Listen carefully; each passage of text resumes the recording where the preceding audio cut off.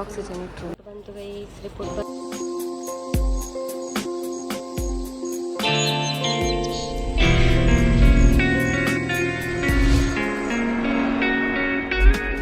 ಸ್ವಲ್ಪ ದಮ್ಮು ಬರ್ತಾಯಿದೆ ಆಮೇಲೆ ಮದ್ದಿಗೆ ಮತ್ತೆ ಹೋಗಿತ್ತು ಶೀತ ಆಗಿದೆ ಸ್ವಲ್ಪ. ಅದು ಈ ಫಾಸ್ಟಿಂಗ್ ಟೈಮಲ್ಲಿ ಅವರಿಗೆ ಇದ್ದದ್ದೇ ಆಯಿತಾ. ಹೋದ ವರ್ಷ ಕೂಡ ಇತ್ತು, ಜೋರಾಗಿತ್ತು. ಈ ವರ್ಷ ಜೋರಾಗಿದ್ದಿಲ್ಲ, ಮದ್ದು ತರ್ತೇನೆ ನಾನು. ಮತ್ತು ನಮ್ಮ ಹತ್ರ ಮಿಷಿನ್ ಉಂಟು, ರಾತ್ರಿ ಇಡೀ ಮಿಷಿನ್ ಎಲ್ಲ ಇಟ್ಟದ್ದು, ಮುಖ ಎಲ್ಲ ನಾನು ಒಂಥರ ಆಗಿದೆ, ನೀರು ನೀರಾಯ್ತಾ. ಅಮ್ಮ ಈಗ ಅಮ್ಮನಿಗೆ ಕಾಫಿ ಇಡ್ತಾ ಇದ್ದೇನೆ, ಇದು ಅಮ್ಮನಿಗೆ ಸ್ವಲ್ಪ ಇಟ್ಟದ ಕಾಫಿ ಕೊಡುವ ಅಂತ. ಶೀತ ಆಗಿದೆ ಅಲ್ಲ,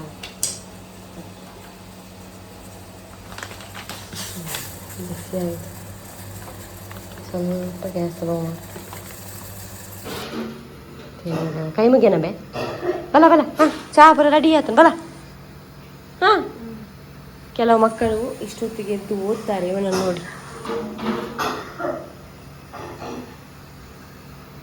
ಅದು ಕೂಡ ಇಡೀ ರಾತ್ರಿ ಮಲಗಿದ್ದಾನೆ, ಒಂದು ಸ್ವಲ್ಪ ಹೇಳಲಿಲ್ಲ. ನನಗೆ ಆಕ್ಸಿಜನ್ ತಗೊಳ್ಬೇಕು, ನೆಬ್ಬು ತಗೊಳ್ತಿದ್ದೆ. ಬಲ ಇದಲ್ಲ ಇದು ಅಮ್ಮನಿಗೆ ಕಾಫಿ, ಅಮ್ಮನಿಗೆ 2 ಚಪಾತಿ ಪದಾರ್ಥ. ಇನ್ನು ನಾನು ಅಲ್ಲೂಜಿ ಮುಖ ತೊಳೆದು ದೀಪ ಇಟ್ಟು ಆಮೇಲೆ ತುಂಬ ಹೂ ಸಿಕ್ಕಿದ್ದು ವಯಸ್ಸಿ ಇವತ್ತು ನೋಡಿ ಅಂತ. ದೀಪ ಎಲ್ಲ ಇಟ್ಟು ಚಹಾ ಕುಡಿತೇನೆ ನಾನು. ಅಮ್ಮ ಮಲಗಿದ್ದಾರೆ, ಒಂದು ಆಕ್ಸಿಜನ್ ಇಟ್ಟಿದ್ದೇನೆ. ಅವನು ಓದ್ತೇನೆ ಅಂತ ನಾಟಕ ಮಾಡ್ತಿದ್ದಾನೆ ಸುಮ್ಮನೆ.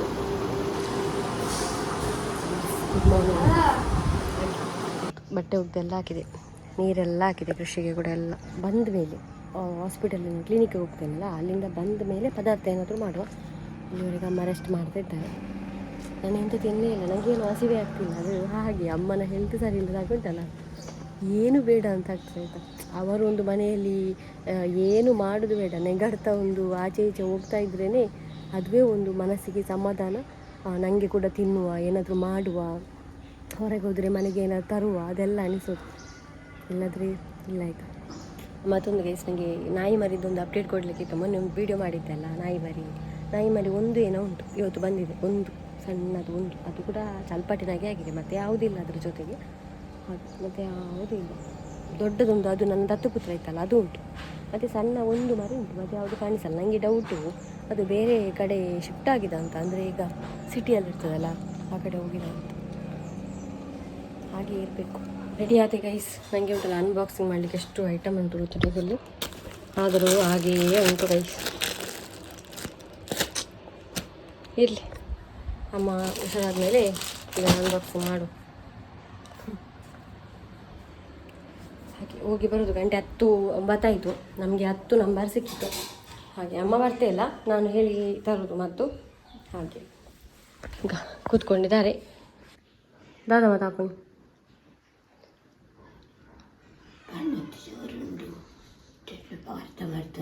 ದಾದ ನೋಡು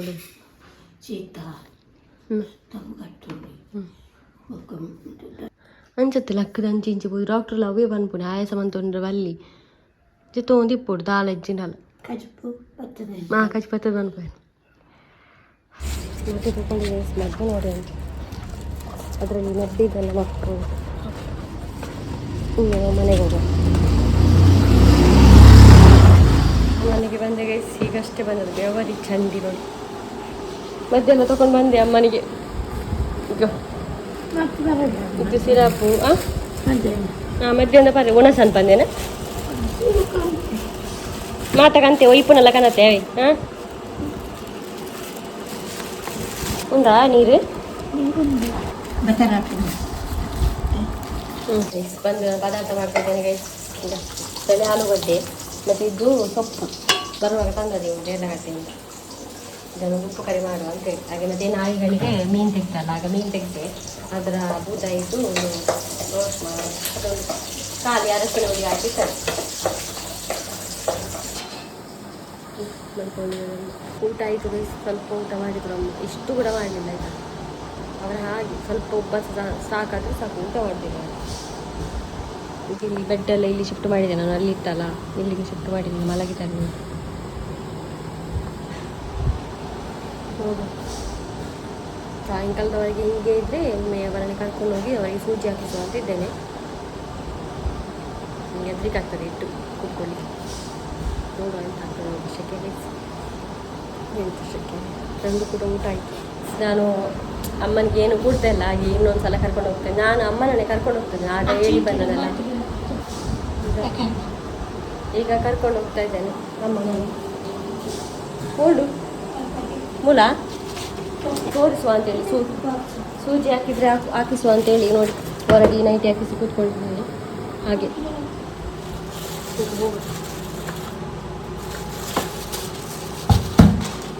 ಆಗ ತಂದ ಟ್ಯಾಬ್ಲೆಟ್ ಈಗ ಕೊಂಡೋಗುದು, ಅದು ಕೂಡ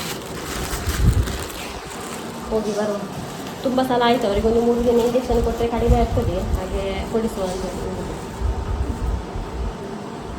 ತುಂಬ ಸಲ ಹಾಗೆ ಹೆದರಿಕಾಗೋದು ನನಗೆ. ಬೇರೆ ಏನಾದಿದ್ರೆ ನೋವು ಅದು ಇದು ಎಂತ ಇದ್ದರೂ ಸ್ವಲ್ಪ ದಿನ ಸುಧಾರಿಸಿ ಕರ್ಕೊಂಡು ಹೋಗ್ಬೋದು. ಇದು ಉಬ್ಬಸ ಎಲ್ಲ ಉಂಟಲ್ಲ, ತುಂಬ ಭಯಪಡುವ ಒಂದು ಪ್ರಾಬ್ಲಮ್.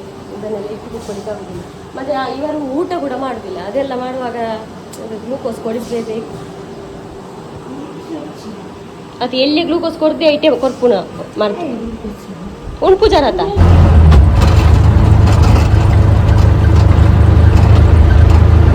ಆಕ್ಸಿಜನ್ ಇಟ್ಟರು. ಅದೇನು ಟೆಸ್ಟ್ ಮಾಡಲಿಕ್ಕೆ ಉಂಟಂತೆ. ಅದು ಟೆಸ್ಟ್ ಮಾಡಿಸಿ ಎಷ್ಟು ದಿನ ಬರಬೇಕಂತ ಹೇಳ್ತೇನೆ ಅಂತ ಹೇಳಿದ್ರು. ಇವಾಗ ಪಲ್ಸ್ 94 ಉಂಟು. ರಿಪೋರ್ಟ್ ಬಂತು, ರಿಪೋರ್ಟ್ ಬಂತು, ಏನು ತೊಂದರೆ ಇಲ್ಲ ಅಂತೆ. ಸ್ವಲ್ಪ ಇನ್ಫೆಕ್ಷನ್ ಉಂಟಂತೆ ಅಷ್ಟೇ. ಹಾಗೆ 3 ದಿನ ಒಂದೊಂದು ಟೈಮ್ ಬರಲಿಕ್ಕೆ ಹೇಳಿ, 2 ಹೊತ್ತು ಬರಲಿಕ್ಕೆ ಹುಷಾರಿದ್ದಾರೆ. ಆಯ್ತು, ನಾನು ಮತ್ತೆ ರಿಕ್ಷಾದಲ್ಲಿ ಹೋಗ್ತಾ ಇದ್ದೇನೆ.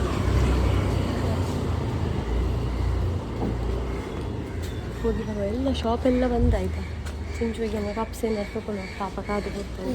ನಾವು ಮನೆಗೆ ಬಂದ್ವಿ, 4:30 ಆಯಿತು. ಸೂಜಿ ಹಾಕಿದ್ದಾರೆ ನೋಡ್ಬೋದು ಇಲ್ಲಿ. ಈಗ ನಾನು ನೆಬ್ಬ ಕೊಟ್ಟದ್ದು. ಹಾಗೆ ಅಷ್ಟೇನು ಜೋರು ಇನ್ಫೆಕ್ಷನ್ ಇಲ್ಲ ಅಂತ, ಯಾವಾಗಲೂ ಇರ್ತದಲ್ಲ ಕಫ ಎಲ್ಲ, ಹಾಗೇನಿಲ್ಲ. ಈ ಸರ್ತಿ ತುಂಬ ನಾವು ಎಂತ ಹೇಳೋದು ಜಾಗ್ರತೆ ನೋಡ್ಕೊಂಡಿದ್ದೇವೆ ಅಷ್ಟು. ಏನು ಒಂದು ಶೀತ ಆಗದಾಗಿ. ಅಂದರೆ ಇದೊಂದು ಶೀತ ಆಗಿ ಹೋಯ್ತು, ಏನು ಮಾಡೋದು. ಒಂದು 2 ದಿನ ಇನ್ನು ಹೋಗ್ಲಿಕ್ಕೆ ಉಂಟು ಹಾಸ್ಪಿಟಲ್ಗೆ. ಅದು ಕೂಡ ಮಧ್ಯಾಹ್ನ ಟೈಮಲ್ಲಿ ಹೋದ್ರೆ ಆಯಿತು. ನಾಡ್ದು ಮತ್ತು ನಾಲ್ದು ಅಷ್ಟೇ, ಅಲ್ಲಿಗೆ ಹುಷಾರಾಗ್ತಾರೆ. ಮತ್ತು ನಮ್ಮ ಹತ್ರ ಎಲ್ಲ ಫೆಸಿಲಿಟಿ ಇದ್ದದಕ್ಕಿಂತ ಪುಣ್ಯಗಾಯ್ತು. ಎಲ್ಲ ಉಂಟು ನೋಡಿ, ಆಕ್ಸಿಜನ್ ಮಿಷಿನ್ ಉಂಟು, ಮತ್ತು ನೆಬ್ಬ ಉಂಟು. ಅದೆಲ್ಲ ಇದ್ದದ್ರಲ್ಲಿ ಒಂದು ನಿಜ ಹೇಳಬೇಕಂದ್ರೆ ಯಾರೆಲ್ಲ ಉಬ್ಬಸ ಪೇಷಂಟ್ ಇದ್ದಾರಲ್ಲ ಅವರಿಗೆ ಇದೆಲ್ಲ ಬೇಕೇ ಫ್ಯೂಚರಲ್ಲಿ. ನನ್ನ ಅಮ್ಮನಿಗೆ ಕೂಡ ಸ್ಟಾರ್ಟಿಂಗ್ ಎಂತ ಬೇಡ ಇತ್ತು, ಖಾಲಿ ಅದು ಟ್ಯಾಬ್ಲೆಟ್ ಕುಡಿತಾ ಇದ್ರು. ಆಮೇಲೆ ಅದೊಂದು ತಿರುಗಿಸುವ ಮಾತ್ರೆ ಬರ್ತದೆ ಗೊತ್ತಾಯ್ತಾ, ಎಳೆಯುವುದು, ಅದು ಮಾತ್ರ ಆಗ್ತಾ ಇತ್ತು. ಅದೇವಾ ಹಾಂ ಏನ. ಆಮೇಲೆ ಇನ್ಹೇಲರ್ ಬರ್ತದೆ ಪಂಪ್ ಥರ ಸಣ್ಣದು, ಅದು ಇದ್ದರೆ ಸಾಕಾಗ್ತಾ ಇತ್ತು. ಅಂದರೆ ನಮಗೆ ಪ್ರಾಯ ಆದಾಗೆ ಉಬ್ಬಸದ ಬೆಳವಣಿಗೆ. ಆಮೇಲೆ ಅದಾಯಿತು, ಪಂಪ್ ಮಾತ್ರ ಸಾಕಾಗ್ತಿತ್ತು, ಟ್ಯಾಬ್ಲೆಟ್ ಕೊಡ್ತಾಯಿದ್ರು. ಅಲ್ಲಿಂದ ನೋಡಿ ಎಲ್ಲಿಗೆ ಪ್ರಮೋಷನ್ ಆಯ್ತು ಅಂದರೆ ಆ ಸಣ್ಣ ಒಂದು ಕಾಣ್ತಾ ಉಂಟಾ, ಈಗ ತಗೊಳ್ತಿದ್ದಾರೆ, ಅದಕ್ಕೆ ಪ್ರಮೋಟ್ ಆಯಿತು. ಅದಕ್ಕಿಂತ ಮೊನ್ನೆ ನೋಡಿ ಇದು. ಹಾಗೆ ಉಬ್ಬಸದವರಿಗೆ ಇದೆಲ್ಲ ಇದ್ದರೆ ತುಂಬ ಒಳ್ಳೆಯದು. ಇಲ್ಲದ್ರೆ ಅಡ್ಮಿಟೇ ಮಾಡಬೇಕು, ಮತ್ತೆಂಥ ದಾರಿ ಇಲ್ಲ. ಇದೆಲ್ಲ ಇದ್ದರೆ ಮನೆಯಲ್ಲಿ ಆರೈಕೆ ಮಾಡಿದರೆ ನಿಜವಾಗ್ಲೂ ಉಬ್ಬಸದವರಿಗೆ ಹುಷಾರಿರ್ತಾರೆ. ಆರೈಕೆ ಇಂಪಾರ್ಟೆಂಟ್ ಅವರಿಗೆ ಅಷ್ಟೇ, ಕೇರ್ಲೆಸ್ ಮಾಡಿದ್ರೆ ಓದೋದೇ. ಹಾಗೆ ಗೈಸ್, ಸಿಗುವ ಚಹಾ ಎಲ್ಲ ಕುಡಿಯುವ ನಾವು.